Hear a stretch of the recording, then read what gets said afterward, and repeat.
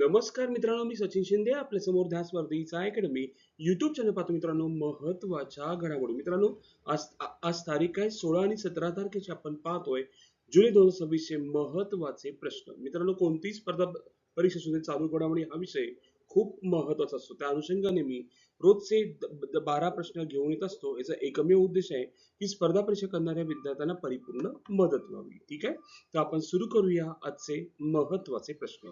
आणि व्हिडिओ पाहताना सुरुवातीपासून शेवटपर्यंत पहा, जेणेकरून प्रत्येक प्रश्न आपल्याला समजू शकेल. ठीक आहे, ओके.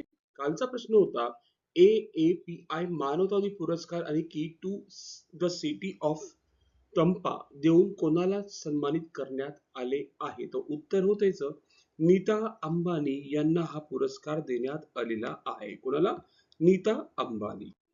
आजचा पहिला प्रश्न, अदानी डिफेन्स दक्षिण आशियातील सर्वात मोठे खाजगी क्षेत्रातील क्षेपणास्त्र निर्मिती केंद्र कोठे विकसित करणार आहे? प्रश्न विचारलाय, अदानी डिफेन्स दक्षिण आशियातील सर्वात मोठे खाजगी क्षेत्रातील क्षेपणास्त्र निर्मिती केंद्र कोठे विकसित करणार आहे, असा आपल्याला प्रश्न विचारलाय. तर उत्तर आहे मध्य प्रदेश राज्यात ते विकसित करण्यात येणार आहे.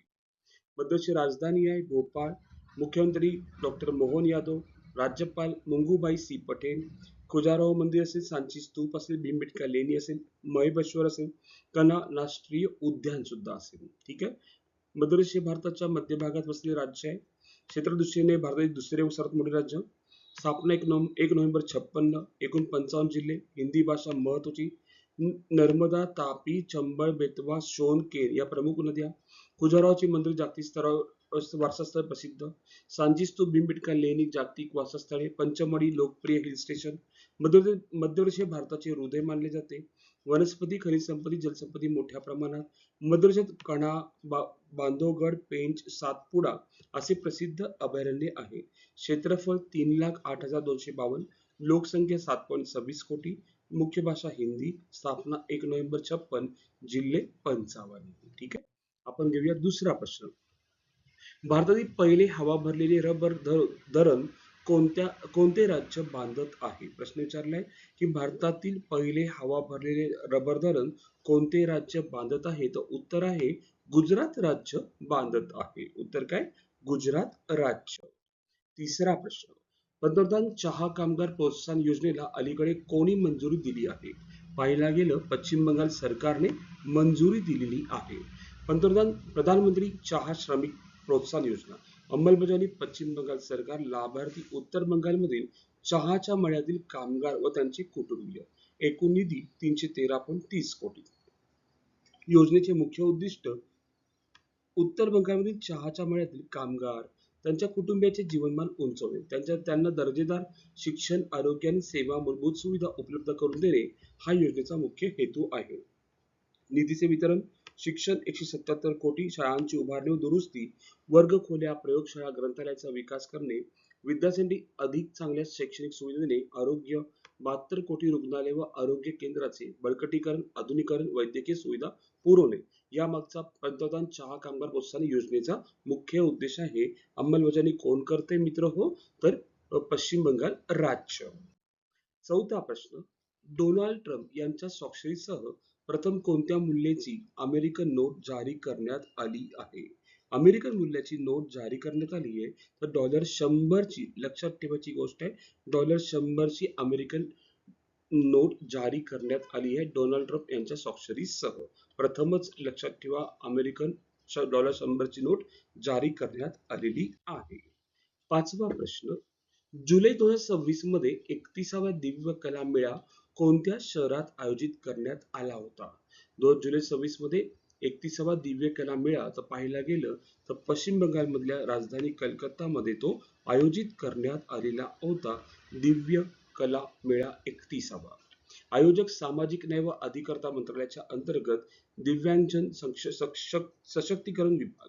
उद्देश दिव्यांग कारागीर, कलाकार, उद्योजकांना त्यांच्या हस्तकला आणि उत्पादनाच्या विक्रीसाठी राष्ट्रीय व्यासपीठ उपलब्ध करून देणे. वैशिष्ट्ये हस्तकला, हातमाग, खाद्यपदार्थ, सांस्कृतिक कार्यक्रम आणि दिव्यांग कलाकारांच्या कौशल्याचे प्रदर्शन करणे हा त्याच्या मागचा मुख्य उद्दिष्ट आहे. नेक्स्ट मित्र पाहतोय आपण 6वा प्रश्न. प्रश्न विचारलाय की सरदार वल्लभभाई पटेल राष्ट्रीय पोलीस अकादमीचे नवीन संचालक कोण आहेत? पाहायला गेलं तर सुजित पांडे हे सरदार वल्लभभाई पटेल राष्ट्रीय पोलीस अकादमीचे नवीन संचालक झालेले आहेत. काही आपण संचालक पाहूया. Indira Gandhi centre for atomic रिसर्चचे नवीन संचालक Shrikumar Pillai, atomic energy regulatory बोर्डचे के है ना, वल्सू सुब्रमण्यम लक्षात ठेवा. ठीक आहे. संरक्षण व पायाभूत सुविधाचे 29वे महासंचालक Harpal Singh, central reserve police of forces सीआरपीएफचे नवीन डीआयजी रविशंकर चवई, संसद प्रशासन लोकसभा विशेष अधिकार समिती रविशंकर प्रसाद. ठीक आहे. आरोग्य व औषध क्षेत्र ड्रग्स कंट्रोलर जनरल ऑफ इंडियाचे डीसीजीआयचे प्रमुख राजीव सिंग रघुवंशी, वित्त बाजार नियमाचे सिक्युरिटी एक्सचेंज बोर्ड ऑफ इंडियाचे म्हणजे सेबीचे कार्यकारी संचालक सदानंद दाते, खनिज व उद्योग नॅशनल मिनरल डेव्हलपमेंट कॉर्पोरेशनचे एनएमडीसीचे प्रमुख कृष्णकुमार ठाकूर, नागरी विमान वाहतूक. ठीक आहे. Director general of civil aviation म्हणजे डीजीसीएचे प्रमुख विक्रमदेव दत्त आणि इंडोकीचे प्रमुख विलियम वॉल्श. लक्षात असू दे सर्वांचे प्रमुख. पुढे 7वा प्रश्न आपण पाहतोय. भारत युके व्यापाराचे लक्ष कोणत्या वर्षापर्यंत 100 अब्ज डॉलर पर्यंत ठेवण्यात आले आहे? म्हणजे भारत आणि युके मध्ये जो व्यापाराचे लक्ष आहे तो 100 अब्ज डॉलर पर्यंत न्यायचा हा मुख्य उद्देश आहे. तो कोणत्या वर्षापर्यंत ठरवण्यात आलेला आहे? तर 2030 पर्यंत भारत आणि युकेचा व्यापाराचे लक्ष 100 अब्ज डॉलर पर्यंत ठेवण्यात आले आहे. भारत युके मुक्त व्यापार करार शॉर्ट माहिती घेऊया आपण. निर्यातीवर शून्य शुल्क. भारताच्या जवळपास 99% वस्तूंना युके मध्ये शून्य आयात शुल्क मिळणार म्हणजे आयात निर्यात शुल्कच नसणार. लक्षात ठेवा. ठीक आहे. फायदा होणारे क्षेत्र वस्त्रोद्योग असेल, चामड्याची वस्तू असेल, दागिने असेल, औषध निर्माण आणि सागरी उत्पादने असतील. व्यापार लक्ष 2030 पर्यंत भारत युके व्यापार 100 अब्ज डॉलर्स पर्यंत नेण्याचे उद्दिष्ट. मुख्यालय भारतीय शेतकरी एमएसएमई निर्यातदार यांना नवीन संधी. भारतात निवडक ब्रिटिश उत्पादने स्वस्त होण्याची शक्यता. ठीक आहे. भारतात निवडक ब्रिटिश उत्पादने स्वस्त होण्याची शक्यता नाकारता येत नाही कारण की आपल्याला ते देतात तर आपण त्यांना देऊ शकतो. 8वा प्रश्न. आयएमएफच्या नवनियुक्त मुख्य अर्थतज्ञ म्हणून कोणाची नियुक्ती झाली आहे? बघा, नवनियुक्त मुख्य अर्थतज्ञ म्हणून मित्र लक्षात ठेवा. तर उत्तर आहे सिल्वाना. काय नाव आहे? सिल्वाना टेने ट्रेयो. लक्षात ठेवा. नवनियुक्त मुख्य अर्थतज्ञ म्हणून नियुक्ती करण्यात आली आहे. आंतरराष्ट्रीय नाणेनिधी आयएमएफ मित्र हो लक्षात ठेवा. इंटरनॅशनल मॉनिटरी फंड स्थापना 27 डिसेंबर 1945 आहे ना. ब्रिटन वूड्सच्या परिषदेनंतर स्थापना. मुख्यालय वॉशिंग्टन डीसी अमेरिका. सध्याचे अध्यक्ष क्रिस्टिना जॉर्जिवा. कारभार सांभाळला त्यांनी 1 ऑक्टोबर 2019 पर्यंत. ठीक आहे. पुढे 9वा पॉइंट आपण पाहतोय. 9वा प्रश्न. दक्षिण भारताची कोकिळा म्हणून ओळखल्या जाणाऱ्या दिग्गज पार्श्वगायिका एस जानकी यांचे वयाच्या 88 वर्षी टिंबटिंब रोजी म्हैसूर कर्नाटक येथे निधन झाले. विचारले कोणत्या दिवशी निधन झाले? तर उत्तर आहे 11 जुलै 2026 रोजी त्यांचं निधन झालंय. त्यांनी आपल्या 60 वर्षाच्या कारकिर्दीत 20हून अधिक भाषांमध्ये तब्बल 48,000 अधिक गाणी गायली आहेत. दक्षिण भारतीय चित्रपटसृष्टीत त्यांना जानकी अम्मा म्हणून ओळखले जाते. यस जानकी. ठीक आहे. हिंदी, कन्नड, तमिळ, तेलुगू, मल्याळम अशा विविध भाषांमध्ये 48,000हून अधिक गाणी रेकॉर्ड केली आहेत. त्यांना दक्षिण भारताची कोकिळा म्हणतात. लक्षात ठेवा. हे पण आपल्याला माहित पाहिजे. किंवा दक्षिण भारतीय चित्रसृष्टीत त्यांना जानकी अम्मा पण म्हणतात. हिंदी चित्रसृष्टीतील बोल बेबी बोल, ओ मारिया, प्रभू मेरे अवगुण यासारख्या सदाबहार गाण्यांमुळे त्या घराघरात पोचल्या होत्या. 10वा प्रश्न पाहतोय आपण. विम्बल्डन 2026 महिला एकेरी उपविजेती कोण ठरली? प्रश्न विचारलाय उपविजेती. आता इथं पाहायला गेलं आपण विजेती कोण आहे? Linda Noskova. उपविजेती कोण आहे? Carolina Muchova. ठीक आहे. ऑप्शन नंबर 3 करेक्ट आहे. उपविजेता विचारलं मित्र लक्षात ठेवा. ठीक आहे. हा, लिंडा नोस्कोवाने आपल्या कारकिर्दीत पहिले ग्रँड स्लॅम एकेरी विजेतेपद जिंकलेत. कोण? Linda Noskova. ठीक आहे. जिंकणारा पण बघा आणि उपविजेता पण पहा. 26 लिंडा नोस्कोवा, 25 इगा स्वियातेक आणि 24 बार्बोवा क्रेझिकोवा. ठीक आहे. विम्बल्डन 26 महिलांचं घेतलं. 26, 25, 24 तिन्ही पण लक्षात ठेवा. कोणता प्रश्न कधी येईल सांगता येत नाही. 11वा प्रश्न. तिसरी भारत ऑस्ट्रेलिया वार्षिक शिखर परिषद कोणत्या शहरात पार पडली?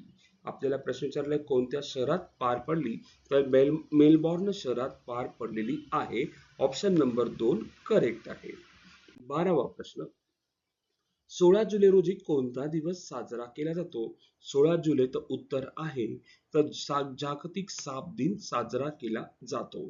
आणि सर्वांसाठी आजचा प्रश्न की 17 जुलै रोजी कोणता दिवस साजरा केला जातो? ऑप्शन आहे जागतिक कॅनडा दिन, नेल्सन मंडेला आंतरराष्ट्रीय दिन, जागतिक युवा दिन आणि जागतिक न्याय दिन. आपल्याला कमेंटमध्ये उत्तर सांगायचं आहे की उत्तर काय असू शकतं. ठीक आहे मित्र, आपण सर्वच्या सर्व प्रश्न इथे घेण्याचा प्रयत्न परिपूर्ण काम केलंय. आज आपण इथेच थांबू.